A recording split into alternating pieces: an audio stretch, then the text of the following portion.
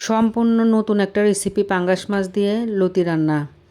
আসসালামু আলাইকুম, কেমন আছেন আপনারা সবাই? চলে আসলাম নতুন আরও একটা রান্নার ভিডিও নিয়ে। সেদিন রান্না হয়েছিল পাঙ্গাস মাছ দিয়ে লতি। মানে এই রান্নাটা একদমই আমি জীবনে প্রথমবার খেয়েছি এভাবে, কখনোই এই তরকারি রান্না করে খাওয়া হয়নি। রান্না করার জন্য প্রথমেই চুলায় একটি প্যান নিয়ে প্যানে পরিমাণ মতো তেল দিয়ে কয়েকটি গোটা জিরা আর পেঁয়াজ কুচি দিয়ে বাদামি করে ভেজে নিতে হবে।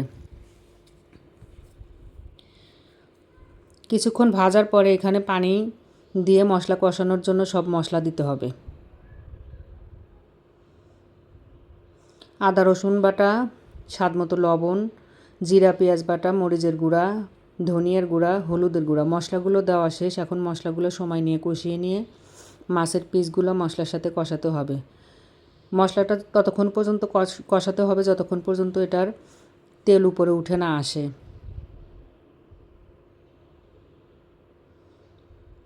মশলা ভালোভাবে কষানো হয়ে গেছে। এখন মাছের পিসগুলো দিয়ে মাছগুলোও মশলার সাথে অনেকটা সময় নিয়ে ভালোভাবে কষিয়ে নেব। পাঙ্গাস মাছটা আসলে দু ধরনের মাছ বাজারে পাওয়া যায়। একটা একদম বাজে স্মেল আসে, খাওয়া যায় না। আর এই মাছগুলো কোনো বাজে স্মেল নেই, খেতে খুবই মজা। ফ্রেশ ফ্রেশ মানে টাটকা মাছ, ভালোই লাগে।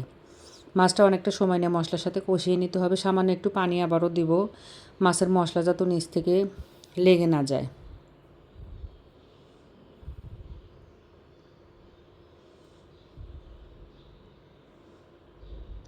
মাছ কষানোর মধ্যেই তরকারির আসল টেস্ট। যত ভালোভাবে তরকারি কিংবা মাছ কষানো যায়, তরকারি তত বেশি মজা হয়। এটা আমরা সবাই জানি। মাছটা ঢেকে দিয়ে এখন খানিকটা সময় নিয়ে ভালোভাবে কষিয়ে নেব। লতিগুলো আগেই ভাপ দিয়ে হালকা সিদ্ধ করে রেখে দিয়েছি, কারণ দেশি লতি, চিকন চিকন লতি, এটা আর সিদ্ধ হওয়ার জন্য অনেক বেশি সময় দিতে হবে না, অনেক সিদ্ধ করতে হবে না। আর কাঁচামরিচ ফালি করে রাখা মাছের উপর দিয়ে দিয়ে নিলাম।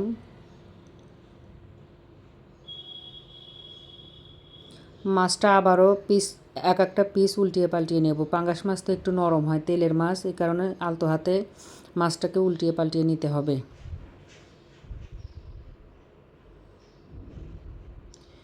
এই তরকারিটা কিন্তু একদমই ঝোল থাকবে না, ঝোল ছাড়া তরকারি হবে। শুকনা শুকনা লতি দিয়ে পাঙ্গাস মাছের চচ্চড়ি টাইপের একটা তরকারি। খেতে ভালো হয়েছিল, অনেক মজা হয়েছিল তরকারিটা। সামান্য আর একটু ঝোলের পানি দিয়ে এখন মাছ রান্নাটা একদম শেষ করতে হবে। লাস্টে গিয়ে লতিগুলো অ্যাড করতে হবে, কারণ লতি আমরা আগেই ভাপ দিয়ে সিদ্ধ করে সিদ্ধ করে রেখে দিয়েছি।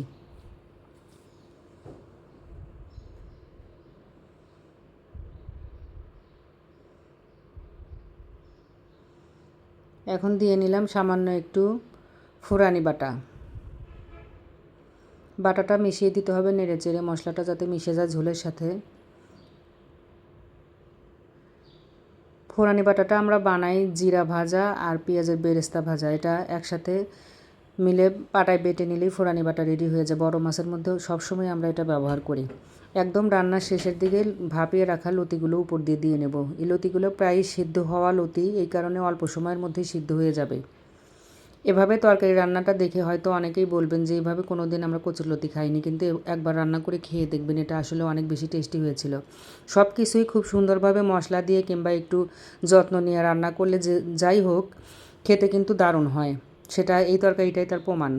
যদিও জীবনের প্রথম খাওয়া এই তরকারিটা, কিন্তু খেতে কিন্তু খুবই মজা হয়েছিল।